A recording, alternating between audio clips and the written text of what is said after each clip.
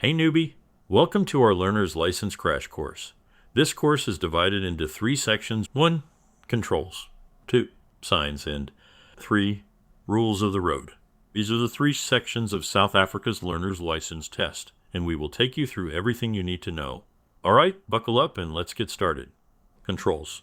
There are around 8 vehicle controls questions in the learner's test, and learners need to achieve 75%, so 6 out of 8 or higher in order to pass it. Vehicle controls is probably the easiest section in the learner's test, but it's also the section where you are allowed the fewest questions wrong. It takes only 3 wrong answers to fail this section. This is the standard light motor vehicle controls diagram you can expect in the test, and they will ask you questions about the labeled controls. Let's run through the numbers from 1 to 11. Number 1 is the rear view mirror. This is used to see other vehicles and hazards behind you for safety. Number 2 is the windscreen wiper that clears water from your windscreen. Number 3 are the side mirrors. These are said to see vehicles behind and to the side of you for safety. Number 4 is the steering wheel. This is used to change direction or maintain the one you're driving in. Both hands should be on the wheel at all times except to change gears or to indicate. Number 5 is the direction indicator. It is used to indicate you wish to turn at signals turning left or right. Number 6 is the gear lever and is used to change gears. Number 7 is the handbrake and is used to hold the car in a stationary position so that it does not roll backwards or forwards. It is used to keep your vehicle stationary, especially on inclines. You must pull the lever up to engage the brake. Number 8 is the clutch pedal. This is used to change gears in a manual vehicle. Number 9 is the foot brake pedal. This is used to slow your speed or to stop. Number 10 is the accelerator. This is used to increase your speed. Number 11 is the hooter. This is used to alert other drivers. Let's summarize all of this quickly. To look for vehicles behind you, you use your rear view mirrors. To clear rain from the windscreen, you use your windscreen wipers. To turn the vehicle, you use your steering wheel. To change direction, you use your indicator to show you're going to change direction, and then begin turning the steering wheel to point your car in the right direction. To change gears, you use the gear lever. To prevent your parked vehicle from moving, you pull up the handbrake, which is number 7. An automatic vehicle doesn't have a clutch. Number 9 is used to stop or reduce speed. Number 10 is used to accelerate. Number 11 is used to hoot. Hot tip. There is a question where they ask which controls do you use to turn sharply into another road. Don't work it out. Just choose the one with the most controls because you use most of it to turn sharply into another road. In sketch number 4, RTM1 is a stopping line. If you are driving car A, you cannot slow down and go when it is safe to do so. You must stop and then only proceed. If you're driving car B, you cannot overtake car A. So your answer for this sketch is stop and go when safe. In sketch number 5, arrow A and E means you must turn on that lane. Arrow B and D means you can go straight or turn, and arrow C means go straight. In sketch number 6, road marking A is a no stopping line. You may not stop there at all. Road marking B, those are temporary parking bays. In sketch number 7, car A driving in the yellow lane, which is legal. Please note that you can only do this during the day if you want another vehicle to pass and if visibility is good for 150 meters. So if they ask whether you can drive in the yellow lane at any time, the answer is no, because any time means at night as well. The only other time you are allowed to be in the yellow is if you need to stop there to fix a puncture and change a tire. In sketch number 8, RM41 indicates the yellow line indicates the shoulder of the road. WM2 indicates continuity lines. RM5 is referring to a painted island. GM3 indicates the start of your 3 different lanes. WM7 is called the painted island. GM3 indicates the start of the different lanes. If you look at L1 and L2, you can only switch lanes when it is safe to do so after indicating and using your mirrors. The process of switching lanes would be first to look in your mirrors, then turn on your indicator, then finally check your blind spot. WM7 indicates a right turn only lane, and because the white arrows are next to a broken line, you can still change lanes if you wish to do so. We are nearly done with this sketch. The yellow arrow at RM8 means you cannot go straight anymore, you must turn right on that lane. RTM1 is a stopping line and RTM3 is a pedestrian crossing line. In sketch 9, GM1 is pointing to a lane line. Just note that an island divides a lane into 2 sections, not a lane line. In sketch 10, WM9 is referring to where you must drive if your brakes fail. At the end of the red and yellow blocks, there is a sand pit to stop the vehicle. This is known as an arrestor bed. This next section covers signs. I'm sure most of these signs look familiar. A1 is a stop sign, which means that you must stop and only go when safe. A5 is a yield sign, meaning slow down and proceed without stopping if it is safe to do so. A2 means that if you go straight, you must stop, but if you are turning left, you just need to yield. A3 is a four-way stop, and it works on a first-come basis. In other words, the sequence is that the first vehicle must go, then the second vehicle, and so on. A4 is used as a stop-go control at roadworks. A6 is a pedestrian yield sign, meaning slow down for people walking across the road. A7 is telling you to yield at the traffic circle. A8 is a no entry sign. A9 is a one-way to the left, and A10 is a right-of-way to pedestrians. If you see a blue sign with a speed figure on it, that means you cannot go any slower. Similarly, if a blue sign has a weight on it, that means a vehicle of that weight or less may not drive on that road. B3 means you can keep proceeding along the road, but must just keep to the left of the sign. B4 and B5 mean you must turn left or right immediately at the sign. B6 means you must proceed straight. B6 and B7 means that you will need to turn soon in the direction of the arrow. Please note the extension on the arrow. Signs B9 onwards means only what is on the sign is allowed in that area. Let's find the tricky ones. C6 is a motor car taxi. C7 is an open delivery vehicle. C8 is a goods vehicle. C9 is a construction vehicle. C10 are the construction vehicles at roadworks. D1 are hazardous vehicles. D2 abnormal vehicles, i.e., those higher or wider than normal. D4 is a toll road. Note this can catch you out. It's not for taxis or tunnels. D5 means switch your headlights on. When you see a sign with a red circle around it, it means max limit. So D6 means the speed limit is 100 km per hour. Let's quickly run through them. D7 is max weight. D8 is max mass. D9 is max height. And D10 is max length. These signs are what you cannot do in that area. The one that might not be obvious is E3, which means you need special permission to drive there.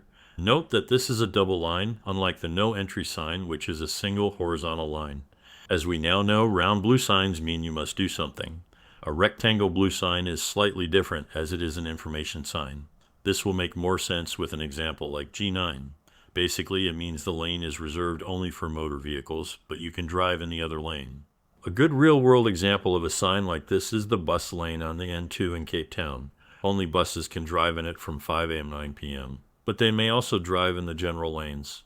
Now for a hot tip. Signs with one car refers to motor cars, whereas two cars are motor vehicles. Don't get caught out by saying no motor cars may pass each other if you get E9. You also need to be able to differentiate between when not to park, stop, or drive. The basic rule is that P or S refers to parking or stopping, and if you don't see these letters, it refers to driving. J8 is a unique sign. It means the speed limit at night. J9 refers to a speed limit that is reduced due to poor visibility. We are now going to quickly run through warning signs.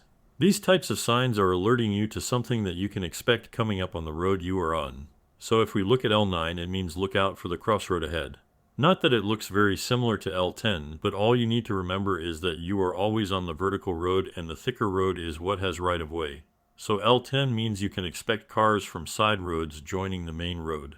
M210 are various forms of junctions. If you look at M9, it means you are reaching the end of a deal roadway, whereas 10 is the start of a roadway.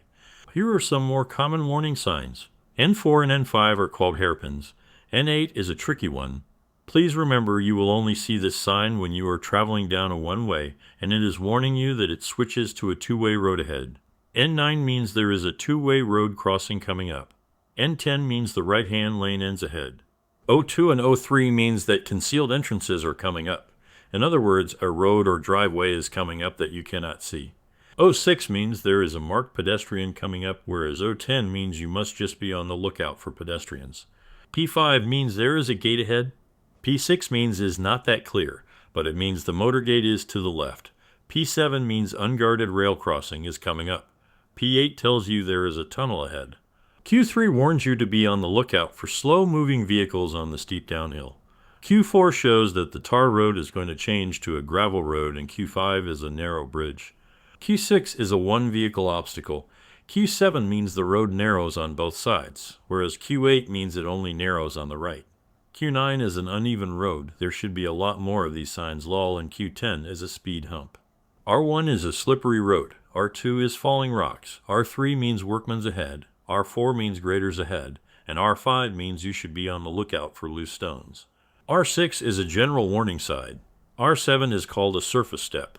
R8 means the shoulder of the road is soft. R9 tells you there is a stop, go ahead, and R10 means there are construction vehicles coming up. S1, a flashing light at roadworks warning you that there are hazardous road conditions. The keyword here is hazard. S2 is a police roadblock.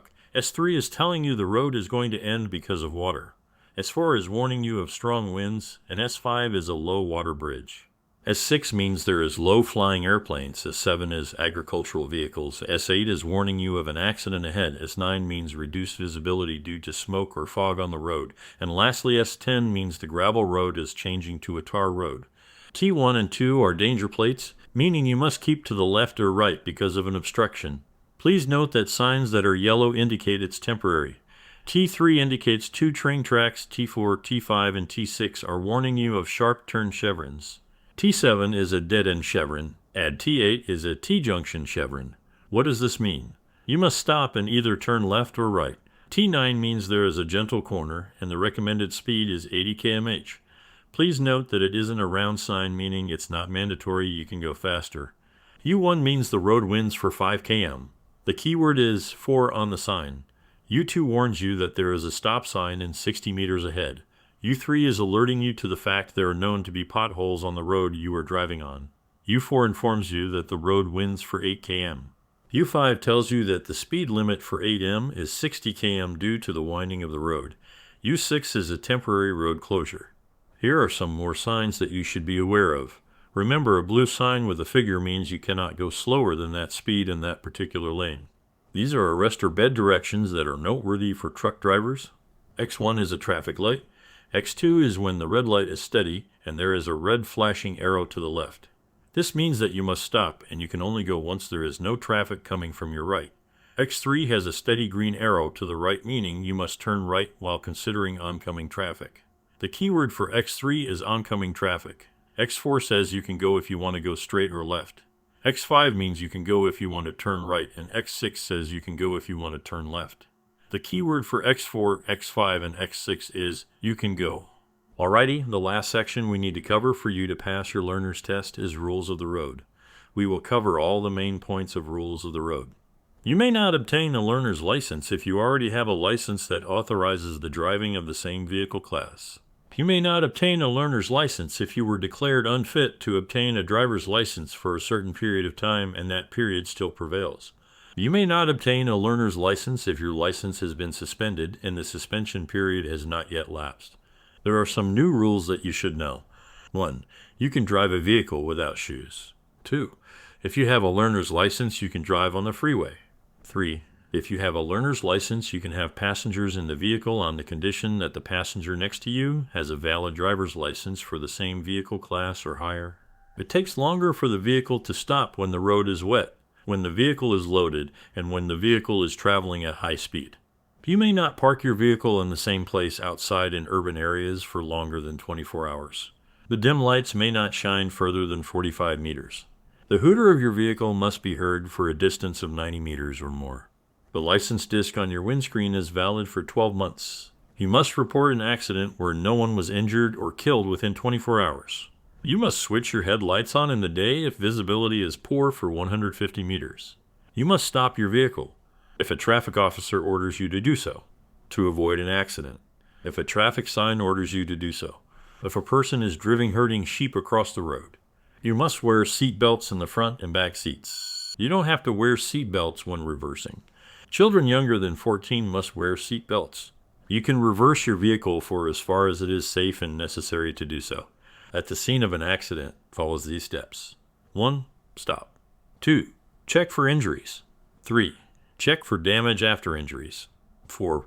Report within 24 hours. 5. Must give details to a police or traffic officer. You may not take alcohol or drugs for post-accident shock. You can move your vehicle if you are obstructing the traffic flow. Overtaking. You can only overtake another vehicle when it is safe. After overtaking a vehicle, you must return to your lane. Check if it's safe by looking at your blind spots, that is, your back seat windows. When another vehicle is passing you, keep as far left as is safe. You may not accelerate. You must maintain the same speed. you may not overtake another vehicle on a curve or bend, on the crest of a hill, on the shoulder of the road.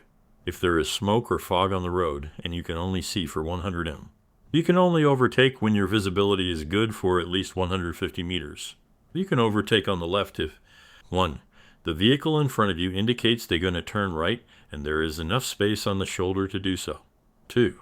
You are driving in a town where there are 2 lanes in the same direction. You can move over to the left lane and take over. Driving on the shoulder of the road. You can only drive on the left of the road, the shoulder. 1. During the day if you're giving way. 2. When you stop to change a puncture. Towing. The fastest you can tow another vehicle is 30 kph. The maximum distance between 2 vehicles being towed is 35 meters. If there are no brakes on the vehicle that you are towing, you must use a solid tow bar. You may never have passengers in the vehicle that you are towing. You may not tow with a motorcycle. If there is 10 people on a semi-trailer and it is towed by a tractor at 30 kph, it is legal to tow. Following distance. If the vehicle in front of you has stopped, you must be able to stop in time without swerving. Turning. When you turn right, you must always consider oncoming traffic. When you turn left, you must show in good time. The hooter of your vehicle may not change the pitch of its tone. The treads on your tires may not be less 1 millimeter across. Take note of these speed limits in different areas. Urban 60 kph. National roads 100 kph. Freeways 120 kph. You must of course always follow the legal speed as shown by road signs. The only time a part of your body is allowed outside of the vehicle is when you put your arm out the window to show legal hand signals. You may flashlights to a slow-moving vehicle in the right-hand lane to indicate that you want to pass. You may hoot at pedestrians who are crossing the road where they are not allowed to pass. You are not allowed to drive with 2 wheels on the left and 2 wheels on the right of the white line. When you approach traffic lights and it's flashing red because it's out of order, you stop and only when it is safe to do so. At an intersection where the red man is flashing, pedestrians still have right-of-way. Sidewalks pavements. You may not park your vehicle there after hours. You may not push your vehicle to the garage on the sidewalk. The only time your vehicle is allowed on a sidewalk is when you stop to open a gate to enter a property. When you change lanes or enter another road, follow these steps. 1. Check your mirrors. 2. Indicate. 3. Check blind spots. You don't need to have your lights on when your vehicle is stopped within 10 meters from a street light. Your vehicle is in a demarcated parking area. You have parked off the road. The following is not allowed on freeways. Pedestrians, cyclists, towing, reversing, animal-drawn vehicles. Your wheels may not spin. Driver must always have an unobstructed view. Checklist on what you need on your vehicle. 1. One mirror. 2. Good tires. 3. Petrol cap on the tank that locks and seals properly. 4. License disc. 5. Number plates. 6. Headlights. Thank you so much for joining me on this learner's license crash course. We at Nubee are on a mission to make learning to drive an easy and enjoyable experience. Once you get your learner's license, you then need to start practicing driving for the driver's license test. The good news is we are here to help you all along the way, and that starts with registering for free on the Nubee Driving Lessons app. Once you sign up, you can search for instructors in your area, browse profiles, and book lessons all online. It has never been as easy and affordable to learn to drive, and we can't wait to celebrate passing your test.